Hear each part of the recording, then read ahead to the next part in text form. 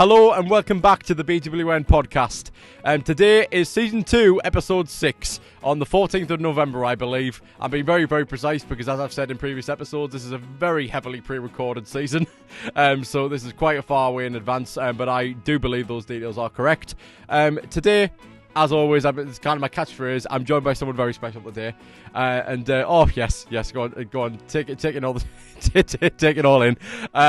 So today I'm joined by Willow. How are you doing? I'm doing very good. Thank you for having me. No, it's great to have you on. So we've spoken, not in extensive detail, but we've met and we've spoken before about projects or prospects going forward in the future, and we're currently thinking of working on something, at least right now, work's kind of begun with it.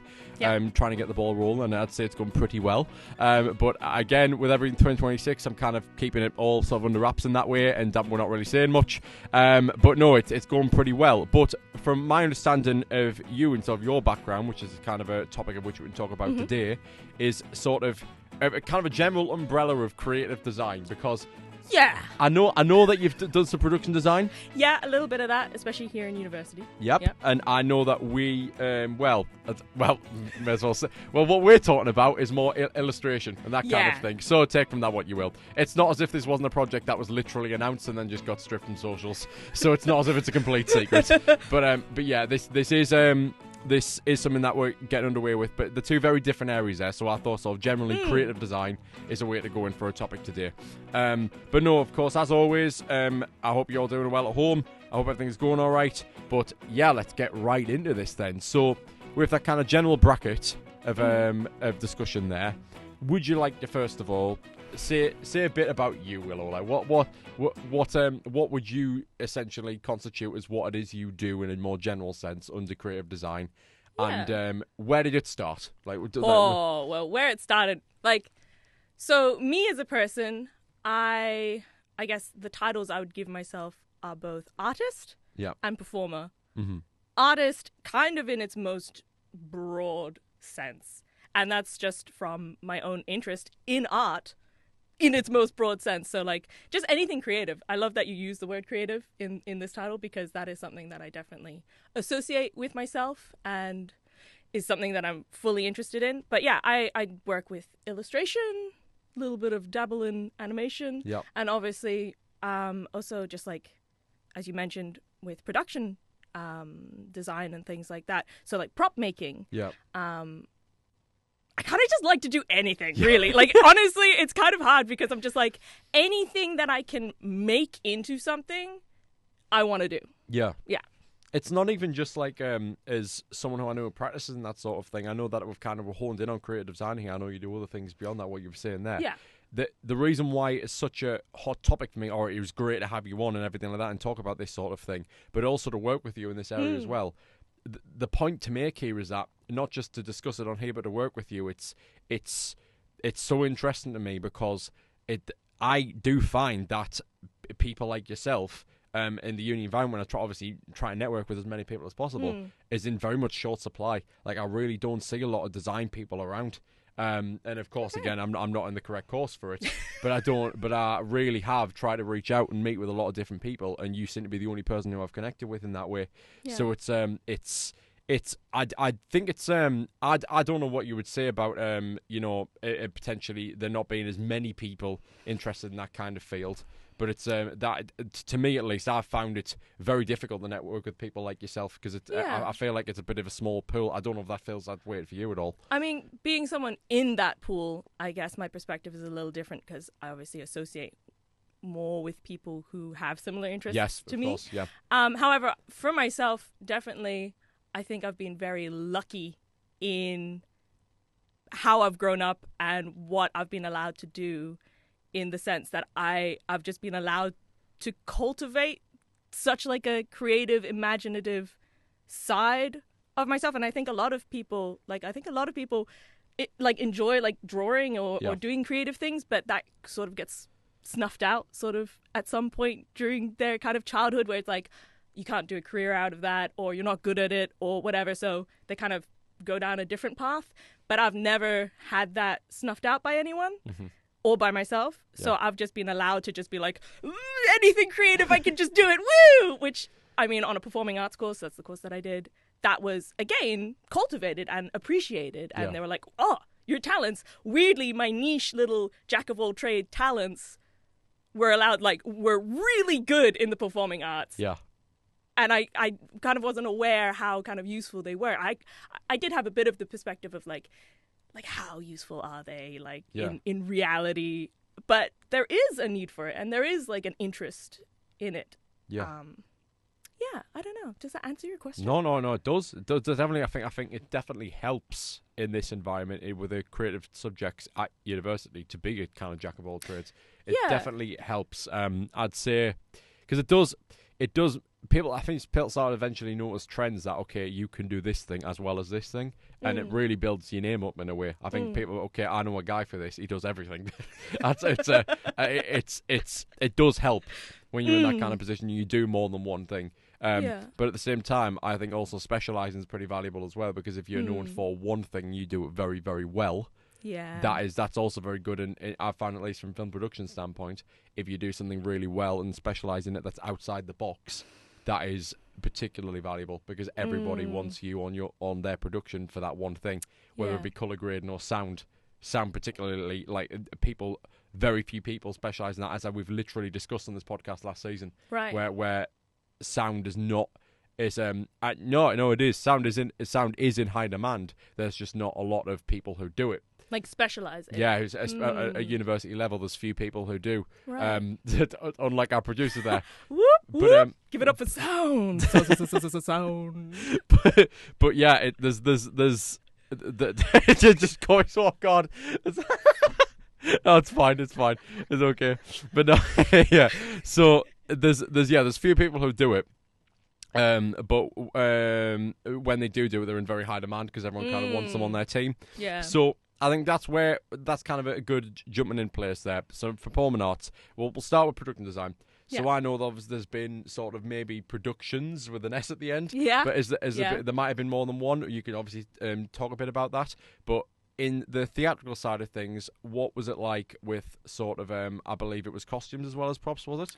Yeah, we were split up into production roles. I was specifically set and props. Right. So no costumes, which I'm glad, because costumes are a whole other ballgame. A lot more human interaction there. Because I know, because we've obviously been told about this production in Focus, but I remember seeing a dragon head. Yes. That's what's getting me confused with costume. That would be the set. Would it just be general set? She kind of she would qualify as a prop. Right. Yeah, she'd be a prop, because although the dragon is a character, so you could have done it through the costume in how you brought out the dragoniness of her, they wanted a puppet. Right. And we initially looked at, I contacted people because we initially looked at hiring a puppet. In Shrek, by the way. In Shrek the Musical. 2025. You've missed it. It's too late. It's gone. Too bad. Too bad. So yeah, we initially looked at hiring one, but they were massive, and they were also really expensive. And the university obviously has a budget. Yeah. Mm-hmm. So I, in my craziness, was realistically, I do have the skill set to make a dragon head with some mechanics. She could blink her eyes. She couldn't move her mouth, but she could blink her eyes. So I count that as a puppet. And I basically spent my Christmas holiday in Ireland, the 3 weeks, making this dragon head just 24/7, 100 hours. 100 hours of work went into her. I'm a little bit mental. And then we had to get her over here. But it worked out. It really worked out. Yeah. At that 100 hours. At that point, I'd just be like, they're far away in the audience. They're not going to see. Oh, she became my baby, though. She became my project. So that is your true passion, from the sense of even if there's just this little detail that people of the cell, they're not going to see. It's more than that for you. But she's not a little detail, though. She's a character. She has her moment, and being given the reins to I had this idea. I knew I could do it. Yeah. I pitched it to our program leader. Everyone else was like, Willow, don't do that. Don't spend your Christmas. I'm I want to spend my Christmas making a dragon head. Let me do it. And our program leader was like, yo, okay, you can do it. And yeah, so then once I had the green light, of course I wanted to put my all into it. And I wanted to make it special. No. And I think I succeeded. And actually, she is already in other productions of Shrek. Wow. She's already been in another one, and there's another woman who's asked to ship her down to some place. I don't know. Whereabouts is that? The other ones? I don't know. But basically, okay, so after she was done, I did sell her back to the university. Yeah. So I've kind of washed my hands of it, except that I've had these 2 random people on Instagram contact me and be like, hey, we're putting on Shrek. We've seen your dragon head. Can we have her? And I'm like, sorry, I've actually sold her, so I can't like hire her to you. But the university loans her out. They do loan out props and stuff. So I've put them in contact with the university. I'm kind of weirdly the middleman. I'd prefer not to be the middleman at this point. I kind of want to be like, I sold her, I've washed my hands of it. But now I'm like, okay, yeah, sure, I'll tell you how to get her. And so, yeah. So is that kind of your big production you made a part of, or was it been other ones where you've done similar kind of work for? So Shrek was particularly big back in college in Ireland, which was about 7-8 years ago now, because I was a top up here. Yeah. So I just did the 3rd year. Our end of first year show was Alice in Wonderland. Yeah. So that was like a bit of a trial by fire. That was baby Willow, like being like, okay, you're part of the it wasn't, I guess it was still prop and set, but it was like we were just called the creative team. Yeah. Like, and we made like a giant mushroom that the caterpillar could sit on. We made like doors of all different sizes. My brother, who was doing the course with me, he made a table that could change sizes. So, you know, when she gets bigger and smaller, we needed everything to either shrink or become big. Like, we were insane. And I made a full-size tree. I'd never made a tree before, but I was like, I can do that. Sure, I can do that. Like a full-size tree can mean voice crack. Can mean a couple different things there, but like, what do you mean full-size tree? So I think it's kind of good in college and university to kind of be allowed to just make stuff and sort of fail and like go, why did I do it this way? I could have done it easily. Like, for Shrek, the guy, our technician, he did make a tree, but like pantomime. So full size is in like, it could... The Performing Arts Studio has no ceiling.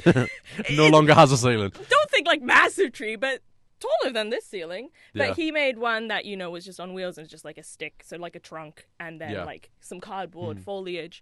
But for Alice, I sculpted out of chicken wire and like newspaper and stuff. I sculpted a 3-dimensional tree with like branches and everything. Didn't end up with leaves.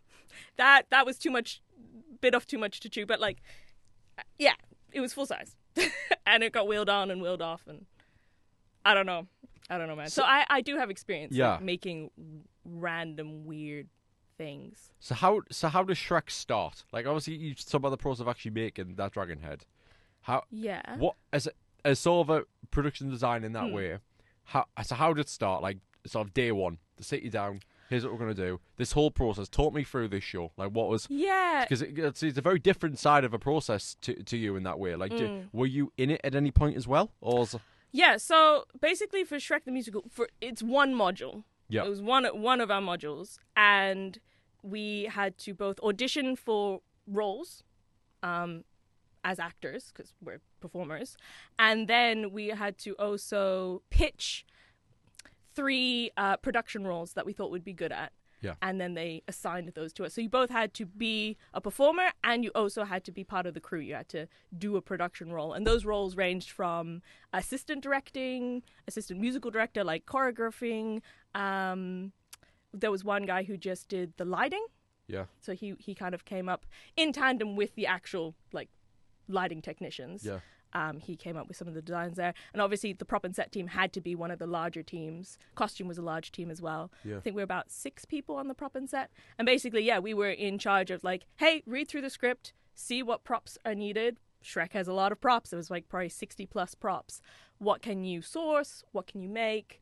Ideally, you would source it. Like, you want it to be sustainable and like also just time-wise, if you can just find things. In terms of the set, our program leader, who is also our director, Rachel Ems, she had sort of a vision. So we were a little limited with our own like creativity in that aspect, because she was like, I'm envisioning like letters. And we're like, what? Like, what? She's like, I'm imagining we're going to have like these big cutout letters spelling swamp. My brain was already like, yeah, but then like as an audience. So like clearly you can tell from that I would have chosen a different route if it was like my own like creative design. Yeah. But it was also a good learning experience to be like, hey, sometimes you have to work with somebody else's ideas and you have to be able to like find a compromise or work with it, you know, even if maybe it's not your artistic preference or whatever. That's okay. Everyone has their own approach to creativity, and that's part of being a team, is to like listen to other people's ideas. So that was like important as well, because I can be a little bit of a control freak, maybe. Just a little bit. No, that checks out. That checks out for a design for someone who works in design. That checks out. You would be perfectionist in that way, probably. You know, I get an idea and I want to bring that idea to life how I'm imagining it. So yeah, having somebody else be like, "No, this is my idea." I was like, "Okay, I got to just let go of my opinions on it, and how can I make this idea as good as it can be?" And so, you know, a lot of working parts, but in the end, it was good and it was functional. It was a functional set. Which is what you want. At least it works. It worked. Yeah. I think the letters were still weird, if I'm being honest. Still a bit weird. Swamp. Because they didn't always spell swamp. That's the thing. So I knew if I was in the audience and I saw random letters on stage, I'd be going, what's what's up? Like, you know, it's not. Anyway. Why is WAP on the stage? Yeah, exactly. Why? You know? Anyway, whatever. It's fine. Deep breaths. It's over now. It's over. We can let it go. And we can learn for new productions if somebody comes up and they're like, I would like the letter swamp. She didn't just want... It's fine. We won't get into it. We fixed it. We found a compromise. We did find compromise. Which is my next question, I would say, which would be, what do you find, maybe with this production specifically, but as a whole, what is the hardest part of the process to you, in the sense of what is the thing that is just, when it comes to sort of literal creation, like the production design part of your life, what is that part that just, right, this really grinds my gears, this is what's making my days really hard right now, I just want to say this out to the end. What is there any moment like that you'd see on Shrek, but also just in general? What's the what is the one kind of usual thing that crops up where it's like, this is the part I don't like? Yeah, so I guess for me, with how I've approached things, the part that I don't like, but that I think when there's things that you don't like, there's also room to grow in those things. La-di-da. But yeah, for me, it's, yes, I have this idea, I want to create it, and I kind of want to do it not as quickly as possible, but I just don't want to be stopped in making it. And unfortunately, in this sort of hierarchy university system, and also with the availability of just resources, materials, there's like a you have to go through a process of like, come up with what materials you might need, talk to the person who's in charge of the budget. They then talk to the university person who's in charge of the budget. They then order the things. You then have to wait for instead of what I would usually do for my own projects is like, yes, I just have the things ready to go. I just make it instead of having to wait for all these puzzle pieces. So I think the thing that frustrated me the most was, the limitations of just like the jankiness. It didn't work smoothly. I guess I had an expectation of like, hey, this is a university. It's got a big budget. You know, it's whatever. It's got experience. They've put on shows before. Surely their systems work. That was my fault for having that expectation. And once I learned, oh no, actually, if I want something, I have to really push for it. Once I learned that, and also once I learned sort of the level of competence, I don't want to sound like a dickhead, but sort of the level of competence that I was working with, then I was okay. But I came in with the expectation of people were maybe more capable than not more capable than me. I don't know. It's not a comparison thing, but like, I don't know. I kind of was putting people on a pedestal. Like, I'm the student. I don't really know what I'm doing. But no, I actually kind of do know what I'm doing. Yeah. Unfortunately, I do know what I'm doing. And so when I was kind of met with, wait, why hasn't this happened yet? Why aren't these pieces moving? Why am I following up the same thing 5 times in a row? Yeah.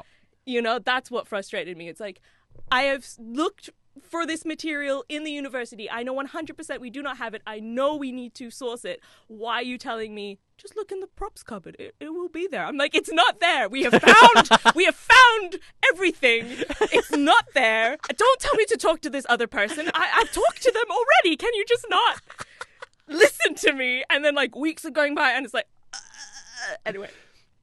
Yes. You have just, to be fair, despite the specialising nature of that particular scenario, you have just described the creative life at a university. You just have. Yeah. You've got, as unfortunate as it is, I generally have found you have a few people who genuinely go above and beyond and who put it all in around a swamp of other people who care, but like you say, you often have to chase them up 5 times to get past a certain hurdle that everyone should have got past by this point. Yeah. And it's not pretty, but no. You need to, as I obviously can assume you're one of those people I've been saying, you just need to break through that hurdle eventually. Yeah. And you have to do it yourself because no one else is going to do it. Yeah. Unless the program leaders have to step in and they make you do it. On a student level, someone's got to do it. Yeah. Someone's got to be the one to break the ice, and often it's again not to put myself on a pedestal, but often I found that's us. Yeah. We've got to bang. Yeah. You want to make it happen. Yeah. You've just got to have sheer force of will. Yeah, you just got to push. Gotta push. If you want it to happen, you have to push. Like the thing is, I was saying, no, we didn't talk about it on camera, but I was talking about Game Central off camera with you, the game show, which is currently, at the time recording, it's currently running. That took forever to get that going. It was an open day. I came here on an open day and I saw just a nice background on that TV studio in this building. I've seen the one. That screen, I just saw the nice background and then just the sofa on the stage as if they were doing some kind of interview, and I just thought, that's the show. Because I knew that concept I wanted to bring back, and I thought, that's how you do it. To make a TV series out of it, that is how you do it. And I pushed, since that was an open day, I got the spark. Yeah. And it was the biggest idea I had about that studio. And ever since I got here, and especially since the TV module started in first year, I've literally done nothing but try to push for it. I get to the end of first year and we have the cast and it's finally going to happen. And only then, Christmas, gone, only then was it shot. So now, by the time it's come out, I've got to the end of my second year and it's airing. and it will be done on the 1st of August. Yeah. Like months ago by this point when this comes out. But that's like, it's so long it took to get that. But I know that if I didn't have the persistence to just get the booking sorted, get it happen, get the crew, the amount of shit we hauled into that room to make a set of that thing, because all the consoles we had just had like a set built up on day 1. It was there through day 3, and just the amount of clutter, the producer can back me up on this one, the amount of clutter that was everywhere that we had to pack up at the end, it was honestly insane. It was insane. So it really is, it's just that sheer force of will, just get it done. Get it done, and I can really admire that, because again, it's unlike what I was doing in that case. Your work with it's very meticulous, like everything, like the correct materials that you need. There's probably a lot more moving parts than that. Even there's things you need to get your hand on, because I can imagine it's probably like having a Lego set, but you've got so many different pieces to make that assembled, but you don't have like 10 of them. So you've got to make sure you get those 10 pieces in to then assemble the finished product to like factory line, then get it out the door on time. Is that and some of those materials you would imagine are easy to source, yet somehow Sunderland. Sunderland's done it again, everybody. Cardboard.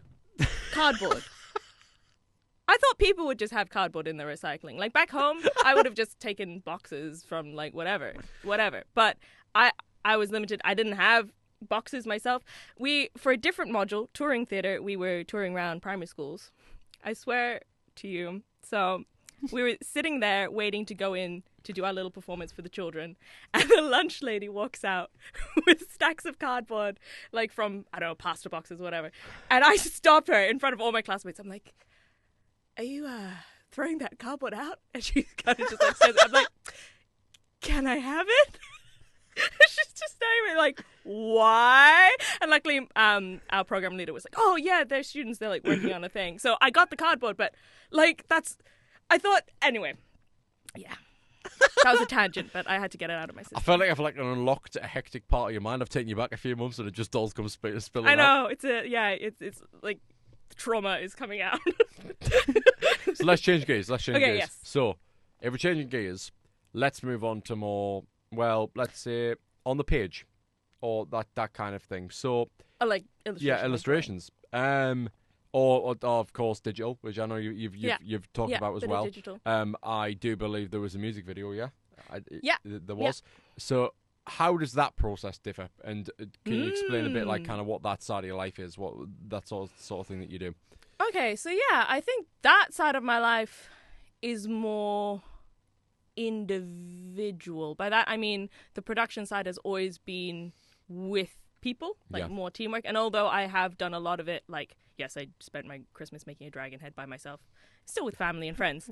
It's always within like an ensemble. It's always been with like people and stuff, and also to be seen by an audience. Yeah. Actually, it's like, it's been seen. Whereas with the more drawing side of things, although some of it now has kind of burst out into like, for an audience or for online or whatever. Yeah. For the most part, my relationship to drawing is very individual. It's very personal. It's very like expression of myself, and it's something that I've just always done. I've always drawn in multitudes of ways. Do I have a distinct style? I'm not so sure, but I'd say you do to an extent. Yeah, I would say from an outside eye, I can imagine. Yeah. Oh, thank you for saying that. Yeah, because no, I would, I really would. Yeah, because definitely for me as a fan of art, oh my god, I'm a huge fan of any art form. I do see artists. Yes, we can't tell. What, me? I do see other artists, and especially when I'm in like that, I guess trying to like business mode, or like, oh, how could I make this like a career or a job, like illustrating or being paid for my work. I then do like scrutinize other people's work, and I tend to see people who sell well seem to have a really distinct style. I was saying specializing in something. Yeah. And I do feel like I lack that a little bit in terms of my illustration side of things. Yeah. But I also don't necessarily have an interest or have a want to find like to just draw one thing my whole life in a certain way. I don't actually want that. Doesn't actually appeal to me. So even though I see it and I witness it in other artists, it doesn't appeal to me as my own creative practice. I do like to be like one day just doing like a weird black and white drawing, and the other day, doing something like paints and colors and like, abstract. It's like me saying I'd only ever want to make film noirs for the rest of my life. Yeah. It and some people do. Some people do, and that's amazing. And that's perfectly fine. And that sells to a degree, Yeah. So yeah, that's always been a bit of a battle, like an internal battle of like, should I? But I don't think you should ever do anything. Should ever do anything based off a should. Oh, anyway, English is weird. So yeah, I don't know. What is it? So when you so how did you realize that you liked to draw? Like I know that's a really simple question, but where does that come from? Where does that start? I don't know. I've always drawn as a kid. I've been surrounded, like my mum's a really good artist. My uncle's a really good artist, and interestingly, I remember he lived with us for a year when I was like 5, and I just like hailed anything he did as like godly. But like now, perspective wise, I know that he was just like doodling. That's shit. It's crap. Actually, it's actually awful. It's disgusting. Actually, it's an abomination. No, but like he hadn't found his own like artistic strength yet. Yeah. Weirdly, now in the last few years, he has pursued being an artist. He was a primary school teacher, but now he's into pyrography. If you're talking about somebody who's specializing, he has a distinct art style, and it's burnt into wood. So it's like very like, wow. But yeah, I've always been surrounded by it, even in the things that I enjoy, the media I enjoy, Studio Ghibli, that's beautiful artwork. Yeah. So when did I know that I liked it? I don't know. I think I've just always enjoyed it. and it always functioned in my life. Like, I've definitely used it just for fun stuff, but also kind of therapeutically. And I definitely, that's actually something more future Willow is interested in, is like art therapy, like going down that route. What's that exactly? I haven't heard that before. Well, it's pretty much what it says on the tin. Art therapy. It's obviously, like, it's therapy using art. That is what it is, though. That is what it is. It's actually, but it's been around for quite a while, but it isn't that well known. You do have to be a licensed art therapist to practice it. So if I wanted to do art therapy, I would literally have to get a master's degree in art therapy, which I don't yet qualify in terms of even doing that course, in the sense that I've got the art in buckets, but I don't have the therapy. So that's something for the future. But yeah, I think for me, art is kind of a universal language, so it makes sense that it can be used therapeutically, because I've used it to process emotions, to express myself where words might fail me. And you're doing great at it, by the way. Thank you. And I've definitely seen, like, I did a 5-day art therapy, like, summer workshop, and that was just amazing. But in that, I got to sit in and meet practicing art therapists, and they worked with such a huge range of people. There was one specializing just working with children, one working specializing in people with chronic illness or palliative care, and I think art is just such a special thing in that, it can allow anyone, literally anyone, to, express something of themselves. You do strike me with everything that you've said. That I imagine you're probably an avid art gallery visitor. Yes, I mean, I enjoy it. I think I'm a simple soul. I'm not like a pretty, like, big brainy person. So I think when I think of, like, somebody going to an art gallery, it's like to look at it and be like, oh yes, I recognize this famous artist and the way they use their brushstrokes. No, like, I don't. I'm not that kind of person. But I do enjoy going, and I do enjoy just, like, being like, oh, that's a cool bird. Like, oh, whoa, colors. This place is sick. This place is so totally rad, man. Like, I do enjoy a good museum. I do enjoy a good art gallery. But for my own personal, like, way that I enjoy it, which I think everyone enjoys it in their own personal way, of course. But, like, I'm not like even if you tried to quiz me on famous artists, I'd recognize some names, but I wouldn't be like, oh yeah, I can tell you all about this person and why they do art. I think I engage with it on pretty simple terms. Even for who it is that I am, I've never fully clicked with it. But again, like, I've had recent developments with uni in the last few years where, like, I haven't really been exposed to a lot of art since I've had those developments and learning. I might appreciate it more now, but at least in the last 5 to 10 years, I've not really clung to it in a big way, in the sense of there's a certain style, in the sense that I think isolated objects I've struggled to understand it, as in, like, focusing on a specific subject. But when there's been, or in most cases, I usually, the ones any paintings that I've seen that I've genuinely clung to have usually been these big scoping events, like maybe a battle or that sort of thing. Do you know, something that tells a story where you can almost picture storytelling? Yes, that makes sense. That really is. It's me trying, but now I'm understanding a lot about visual imagery. I'm starting to understand a lot more about the way potentially shots are composed, and various other things like that. And it makes me think that maybe there is another element, or at least a lot of different, a great deal more of canvases that I'll understand. Yeah. Whereas I wouldn't have before. Yeah. And I think that's just with maybe experience. I mean, it maybe might just be the whole the tired old thing of you're too young, you don't really appreciate it, and then you get older and you have a bit more experience under your belt, and you're like, oh, now I get it.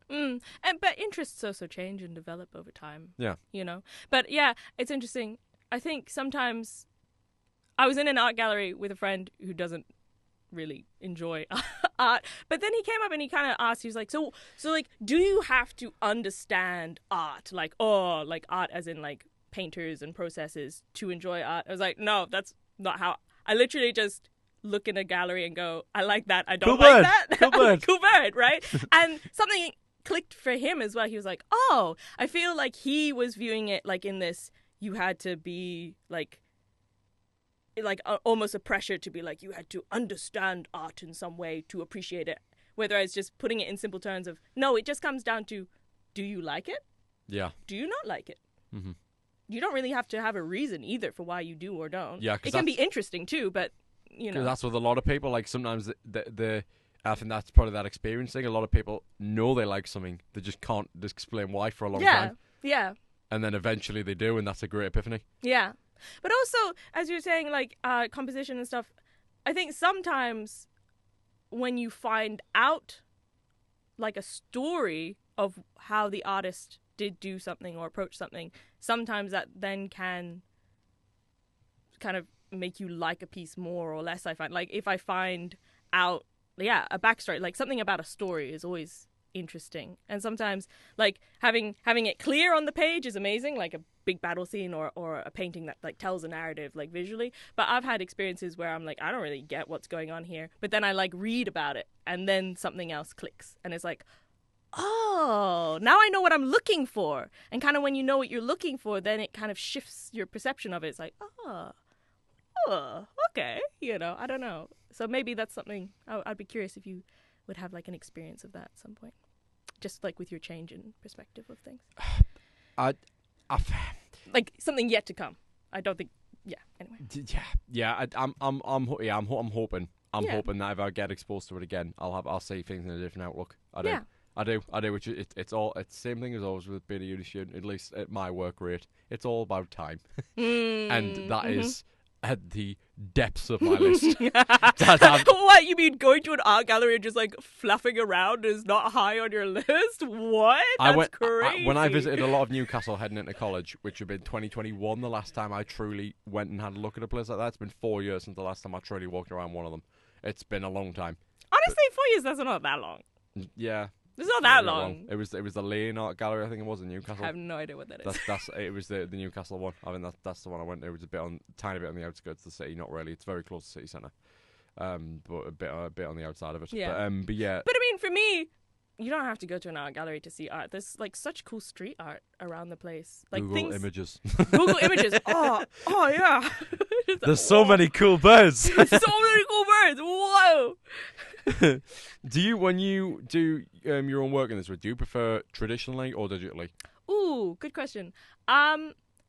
Traditional, although I have started to build up a relationship to digital, because it does have a lot of benefits in terms of like workflow and blah, blah, blah. So I've started to enjoy digital more, but definitely for my emotional outlet, I still go to traditional. That's like, but for more projects, I've been working in digitally a little bit more. Yeah. Do you want to? Something about like paper. And, No, I understand that completely. Do you want to talk about that music video then for a little bit? Yeah, I mean that's a bit of a tangent, really. So as an artist, it's always just been still images. Like, you know, I never had an interest in pursuing animation because I knew how crazy the industry was and also how much work it is. I was like, that's insane. Who would want to be an animator? Like, who on earth? Like, I love animation, but who would want to be an animator? And then for some reason, like, back in 2020 or whatever, something just like shifted in my brain and I was just like, I really want to make an animated music video. Never animated before in my life. Very lucky in that I knew a band in West Cork called Wild, W!LD. Go check them out. And so they were friends and I was like, I kind of just want to make an animated music video. And they were like, hey, you could totally use like one of our songs. That's totally fine.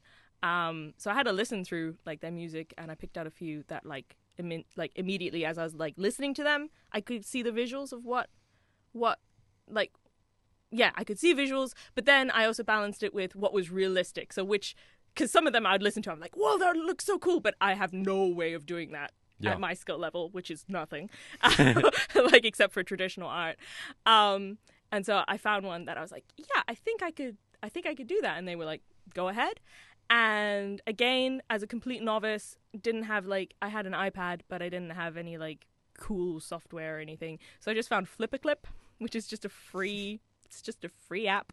I think now it's like a bit of a subscription if you want like the extra tools. But basically that was perfect for me because it's just frame by frame. You just draw, next frame, draw, next frame, draw. Which to me, I was like, isn't that basically just like a bunch of drawings? Like I can draw, so if I can just draw. So I did, I think 5,500 and something. I know, but how do you keep them all consistent with each other? That's insane. How do you keep them consistent? You don't. Like it does. It's all like wobbly, and people like look completely different. I think. See, it was a great learning experience. I think diving headfirst in before learning how to animate, doing this, I think has made this music video kind of magical in that if I was to do it now with I don't know that much more about animating, but I do know a lot more than I did when I started. Yeah. I wouldn't have made what I made because I would have gone, well, that's inefficient. That's not how you do it. You know, this is how you should do it. So I'll do it like the proper way. So I wouldn't have ended up with the product that I did, which has its own weird quirkiness. It's fun. I like that it's wibbly and wobbly and not perfect. Anyway, it took me 2 years, but it was around COVID, so who cares? Like, I had 2 years to just throw at it anyway. That's great. Yeah.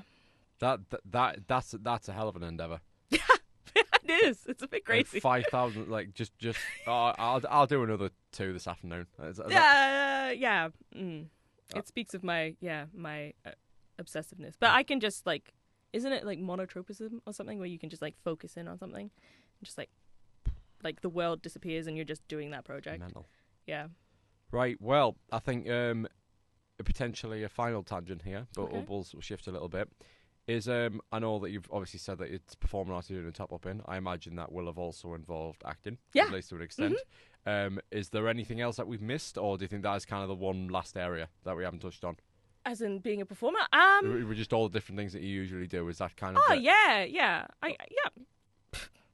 Okay. If well, we're to boil myself down to some very finite components, yeah. Well, if we're to narrow down the jack of all trades. Yeah. We're narrowing here. Yeah, like it could come from someone again, myself. Yeah, of course. I understand it's a massive general simplification of things, but if those are your core areas, then. This is kind of the last tangent. Obviously, it's not creative design, but no, we'll talk about it. So, what's your process with that, and how have you found that? Because, of course, it's almost like the odd one out, because all the others are either, individual or with a group, but are very creative and very visual. And true acting's also very visual, but it is a completely different art form in a way. My body versus something else made. It's an entity. It's entities versus yourself. Yeah, it's like, I am the object. Like it's it's almost as if are you fighting the war or making the artillery? No, because that is literally what you're making everything, and this one you're on the front lines. How do you find that? So there is a crossover between my interest in like illustration and drawing and like creativity and my interest in performing, and that is characters. Yeah. Characterization. So I love drawing characters, I love making them and stuff, and that kind of transposes to creating characters through me, like for acting. I was lucky in that the college that I went to in Ireland was really character driven. It was all about being as weird and being as like out of pocket as possible. It was all about characterization. So I played gnarly old men, like it was like so different from me, and I just loved it. I loved it. And so I've been really lucky in my university experience here to have the opportunity to do a few different roles that were quite different. Like I was Donkey in Shrek. I'm not a donkey, as you can see. Well, I hope you can see. Can you tell that I am not a donkey? Just ears start sprouting from the back of your head. So that was a strong character. And then on the flip side, I also got to play the goddess Athena, who's not a donkey either. So quite two very different characters. But I really enjoyed the challenge of it. So yeah, visually, obviously, there's characterization. That's the visuals. So how do you change yourself? How do you change your expression or your costume or your physicality? I love to change my physicality. I think that can help find a character. But for me, it's also voice. Mm-hmm. That's kind of, I think, starting with a voice really helps me to get into character. And I think the times that I've failed to fully commit to a character, I didn't give them a voice. And so I was sort of just trying to like mold a character without an anchor. So for me personally, a voice anchors a character. It makes it different from me. In that sense, do you find anything private often helps? Like, in the most basic way possible of asking this, do you talk to yourself? As in, like, do you know what I mean? Is it like, I'm insane. You just generally when you're alone, it comes out. I make because I definitely find that. There's especially because again the running joke with me is that most of my characters are always intense, like always just massively overly intense. It comes out like it does, as in I do just fine. I'm just alone and just lines blurt out and I'm saying sentences that I've got no context, but it sounds like it's the end of the world. And it's like they've got no context, these scenes, but I'm just kind of spouting improv dialogue, and it really helps build people. And sometimes they've got accents, sometimes it's all they don't. practice. But again, so when there's a time where that character you knew was in there somewhere, it's time. Yeah, it's the chance ready? to shine. Yeah? Yeah, definitely. I love, both with myself, but also I'm lucky to have a very broad and deep friend group who are also weird acty or people, nerds interested in like creative stuff, but also just, so like anytime I'm interacting with them, we are bouncing random characters off each other. You know, it will flip between accents that we're not very good at, and we'll just be like diving in and out. And what's your worst accent? Don't ask me. I can butcher them all, basically. The one that you've been so great and you've been so confident today, right? Literally, the one time question I asked shrivels up like a hermit crab immediately. Don't ask me that. Well, please. It's because Don't it's ask me like that, I sir, feel please. like it's a little bit of a, I don't know, in your realm of things, I know there's a lot of discourse around. Like personally, my belief is that as a performer, so long as you're not like actively attacking somebody, like mocking somebody's accent, or like doing something that could be like just mean. Yeah. I do think it's fair game to butcher accents. I know there's nowadays it's a bit like, oh, if you're not doing it, or if you're not from that culture, or if you're not doing it like properly, then it should be taboo or not allowed. But I love to like do a little bit of this. Like I don't know what the fuck that is, but it's like, you know, just like what's his name? Is it Joe Pesci or something? Don't ask me. I don't know. But so like, you know. It was good though, to be fair. That's what's that? Is that? I'm trying to remember. Is that Goodfellas or like Godfather? I don't know. Oh, one of those. Who cares? Like it could be anything. The mobster. Yeah. Mr. Big from Zootopia. My child. Kill him. Yeah.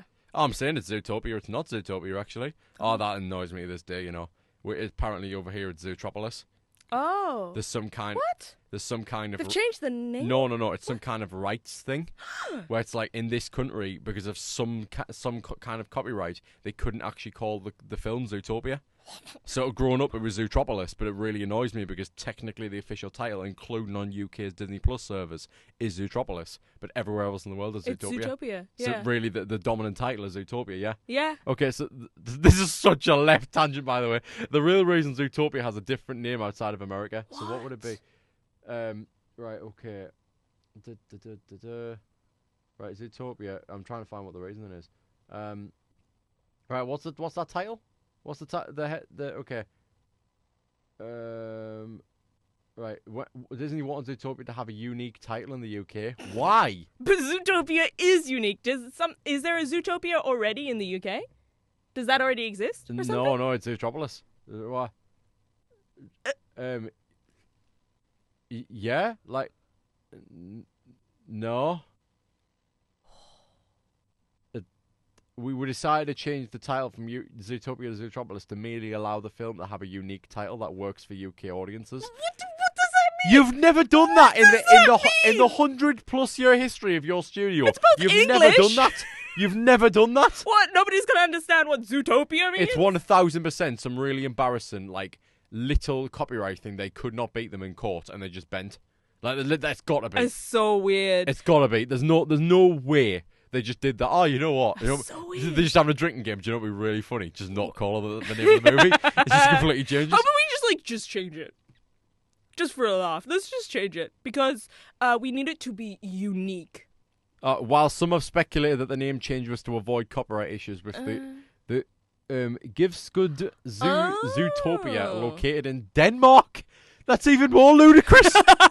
Denmark, they're just like, you can't use this copyrighted. Unbelievable. Anyway, whatever. Wow. But yeah, so we've kind of covered everything there. Would you say you're happy with that? We're kind of covering your kind of key areas? Yeah, I think so. Okay, so. And obviously tacked on at the end. You're like, and now leave. The article's made me mad. Get out. Right. I will say, to cycle just back to our very first topic of working in university and pushing for things. Yeah. I don't know if this is your experience, but once I figured out that I had to push for it, it was quite empowering to be like, hey, I have the power here. If I push, I get things. Yeah, like confidence is never the same after that. Yeah, it was a boost. It was a boost. Like at the time this comes out, actually, it'll be round about a year from now, a year backwards from now, when the time this comes out, when I kind of had my moment and I was like, yeah, I don't feel the same after this. This really is. I'm not the same person I was a few months ago. Yeah. I've got that boost now. I'm just gonna run with it. Yeah. So before I don't know if you're aware of this, but we usually have our games at the end of these sessions. But I saw it on the J. Yep. But before we do, my last question today for you would be, if there's anyone going into design work or that kind of thing, or just anything from production design to costumes, props, illustration, art, and hell, even acting, throw it in there as well. And all these different areas in animation, of all those different areas of creative design work, what is the one bit of advice that you would give them starting out if they just have this bursting, fill the brim balloon of creativity that's just about to pop, and they don't know how to let it out? Like, I just want to get into this. What's your first steps for them? Okay, so do what you enjoy, because statistically, being a human, if you make something that you enjoy, there will be somebody out there who also enjoys it. So don't get stuck in I have to do something that other people will like. Do what you like, because then that will motivate you to do more of it, because you will enjoy it. Mm-hmm. Also, on that note, don't be too harsh on yourself in terms of what you make. I think we can be our biggest critics, and that can block us from making stuff, because we're just like, well, that's shit. I tried this one thing and it didn't look how I wanted it to look. There's a lot of elements into making something. There's technical ability, which takes time to practice. And then there's also just getting your eye in and just practicing. Practice. So don't judge yourself too much. And you'll be surprised. There'll be works that you do, and then years later, you'll look back at them, and you might be genuinely surprised and be like, hey, what the heck? Little me did that? Damn.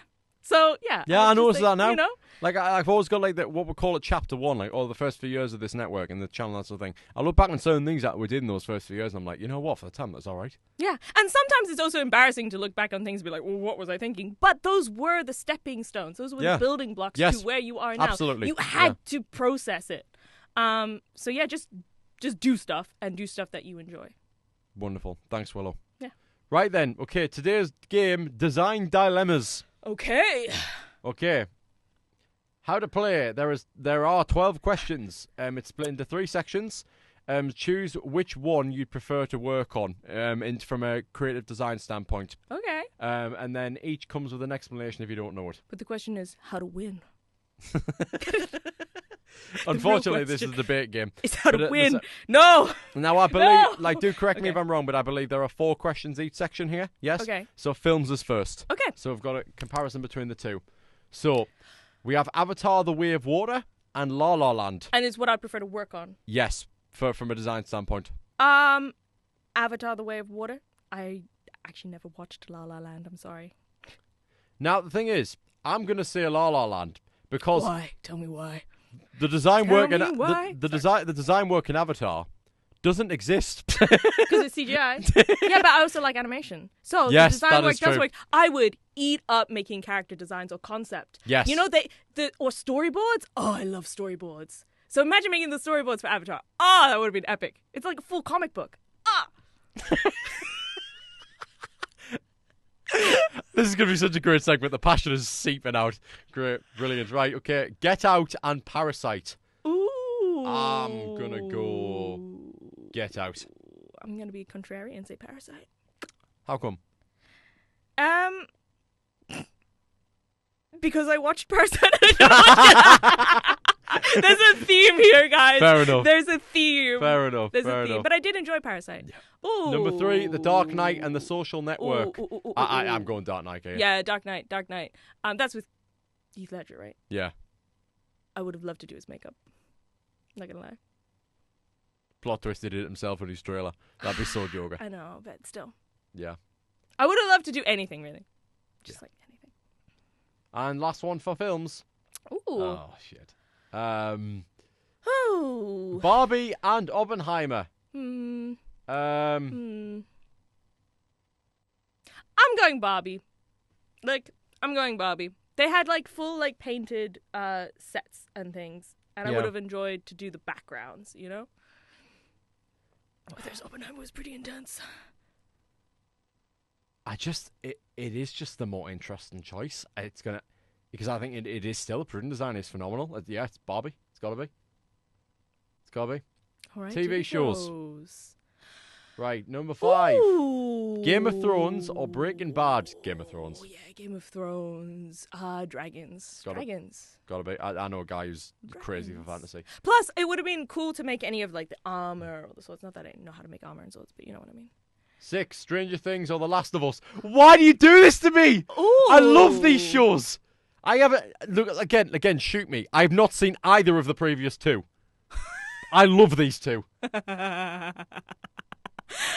Oh, no. To be fair, I'm not sure what I would do for either of these, though. Yeah, I know. That's the thing. I'm not actually sure what I would do. I guess maybe Last of Us, because I would like to maybe make the wear and tear on outfits or something, you know, dip shirts in acid to make them look like they've been zombified. There's more spooky shit in Stranger Things, so I'm going to go and say Stranger Things. Okay. I think the monster designs and that sort of thing. Yeah, it's true. It's true. I'll go Last of Us still, though. I'm going Stranger Things. Do some clickers. Oh, make some clicker masks or whatever. Okay. Yeah, sorry. Number 7, The White Lotus and Chernobyl. Oh, they're so different. Is it psychopathic to say Chernobyl and be because I would totally like to do the special effects of the birds and shit. I only know the outside kind of view of these shows. I only know the reputation around them. I don't know much about them, obviously, given the descriptions here. From what I do know of them from reputation, I would say Chernobyl. I'd be more interested in that. Okay. And then, lastly, for shows, I believe, Succession and The Bear. Again, I'm not sure what I'd do. I'm going to say Succession because I think it's very important where they have to be homogenous, you know, like outfits in the kitchen. There's a lot you can say about what the people choose to wear in that business environment. I think just the subtle choices, primarily around costume, I think that's what makes the difference to me. I think it's a tight one, but I think Succession wins it for me personally. Yeah, I'm kind of straight down the middle for this one. Yeah, undecided. Yeah. And then lastly, a bit more probably what you're aware of, theatre. We'll see if I would just be I know none of these. Okay. 9, Hamilton or The Book of Mormon. I haven't actually seen The Book of Mormon. Have you? No. I have not. I really want to, though. I think it's really funny. The Book of Mormon is satirical musical comedy. Okay. Yeah, I have heard good things. From what I've seen of it, clips where they've done performances and stuff, it's really funny. But I would say Hamilton. Yeah, I wouldn't mind being a little backup dancer in Hamilton, although the skill set is still Which I also have not seen, by the way. It'll have been and gone. Again, you missed it. It'll have been and gone at the Empire by the time this comes out. That's true. It's out literally. I think next week, is it, or is it out now? I think it's out now. It's this week. Yeah, this week it debuts. Okay, so it's it's basically coming now. Yeah, I'll say Hamilton just because I'm a little bit. I've seen a bit more of it. Mm-hmm. Right, Dear Evan Hansen and 6.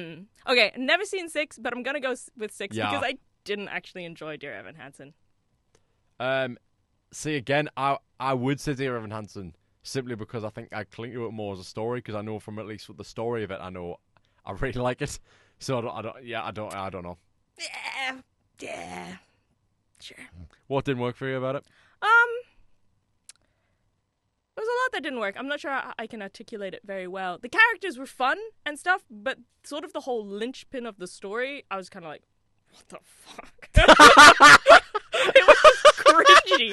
It was just really cringy. I was like, dude, what the hell is happening? Like, okay, whoa.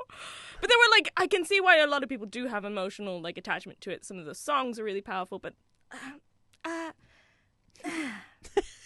yeah, didn't work for me. Right, 11. Harry Potter and the Cursed Child or Hades Town? Haven't seen any of these, but I have friends who are diehards for Hades Town, so I can only assume that it's good. So I'll go Hades Town.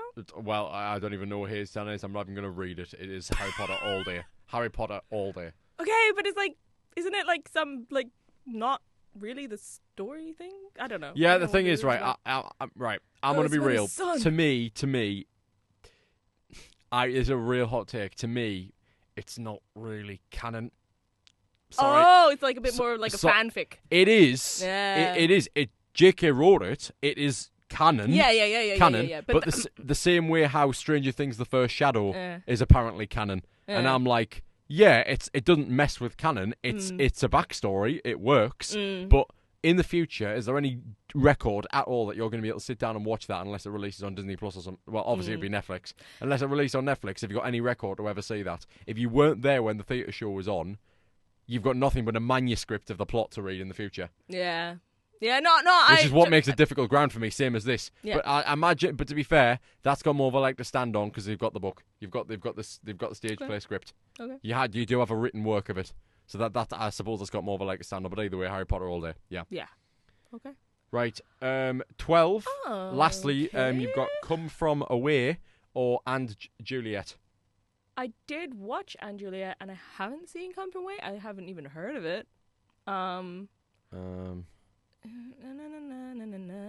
Ooh. All right. Sounds okay. tough. From what I'm reading here, so Come From Away is a musical based on the true story of how the small town of Gander, Newfoundland, welcomed 7,000 stranded airline passengers after the 9/11 attacks. Wow. It highlights themes of compassion, community, and human connection in the face of tragedy. I'm sold immediately. I mean, that sounds pretty good. And apparently it's an Apple original film as well, which I'm like, yeah, I'm actually very intrigued to watch that now. That's. I mean, I say I'll watch stuff. I never do. I never have the time. But I'm interested in watching it in terms of working, just because I haven't watched it yet. I would go with And Juliet just because I'm like, yeah, I could see myself slotting into that in some way. Cool. Brilliant. And Finn. Finito! Have you enjoyed yourself today? Yes, I have. Good. Well, it's been lovely having you on. And that will just about do it for today. Are you happy with everything? Yeah. Yep. I think we covered everything. And big check marks. Everyone knows what to do with pretty much every level of creative design yeah, the industry just has to offer. Out, because Willow here does just about everything. Yeah, so. Do you like it? Then do it. Just do it. Just do it. Just do it. Make your dreams come true. Now you can bury me. It's fine. And that will do it just about for today. So thank you, Willow. Thank you, Matthew. And from both of us here, this has been 2x6 of the BWN podcast. We will see you next week. Whoop, whoop. Goodbye.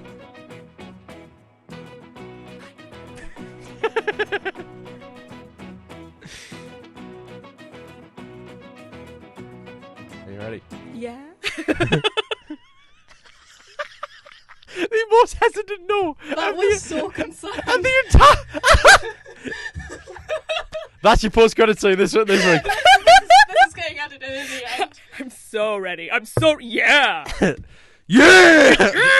Right. Okay. Cool. All right.